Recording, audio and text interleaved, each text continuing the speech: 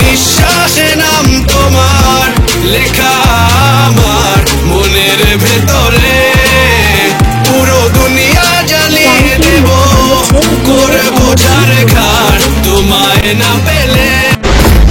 বরবাদ সিনেমার নিঃশ্বাস গানটি অনেক সুন্দর হয়েছে, তবে গানটির মধ্যেই ভায়োলেন্স ইউজ করা হয়েছে, যেটা দর্শকের মন জয় করে নিয়েছেন শাকিব খান এবং ইতিকা। এবার পুরো বাংলাদেশের মানুষ অপেক্ষায় রয়েছেন বরবাদ সিনেমার দিকে, কখন সেন্সর বোর্ড পাশ করবে সেই বিষয় নিয়ে। তবে ঘটে গিয়েছে বিপত্তি বরবাদ সিনেমা নিয়ে। সেন্সর বোর্ডে জমা পড়লেও এখনও বরবাদ সিনেমার সেন্সর পাশ করেনি। তবে সেন্সর বোর্ড জানিয়েছে বেশ কিছু অংশ কেটে দিতে বলেছেন, তারপরে আবারও সেন্সর বোর্ডে জমা দিলেই বরবাদ সিনেমাটি পাশ করবে। সিনেমাটিতে এতটাই ভায়োলেন্স যে কোনো অংশই বাদ দিলে দর্শকেরা দেখতে চাইবেন না। এখন কি আর আগের যুগ আছে? মোটামুটি একটি গল্প হলেই সিনেমা সুপারহিট।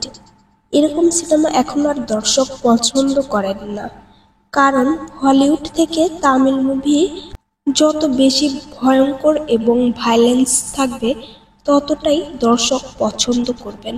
এমনই সিনেমা একটি বরবাদ।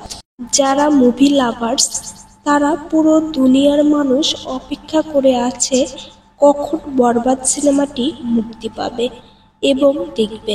এই ঈদকে ঘিরেই হল মালিকেরা একটু ব্যবসা করতে পারেন এমনটাই অনেকেই জানিয়েছেন, যেটা বরবাদ সিনেমা নিয়ে আশা করেছিলেন।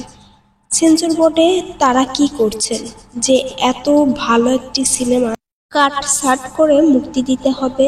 সাকিবিয়ান ফ্যানরা সহ অনেকেই আজকে এফডিসির সামনে মানববন্ধন করবেন, যেন সেন্সর ছাড়াই মুক্তি দেওয়া হয় বাংলাদেশের সিনেমাগুলো। অন্যদিকে সাকিবের পুরান সিনেমা অন্তরাত্মা সেন্সর বোর্ড পাশ করেছে, সেই সিনেমা নাকি ঈদে মুক্তি দেওয়া হবে।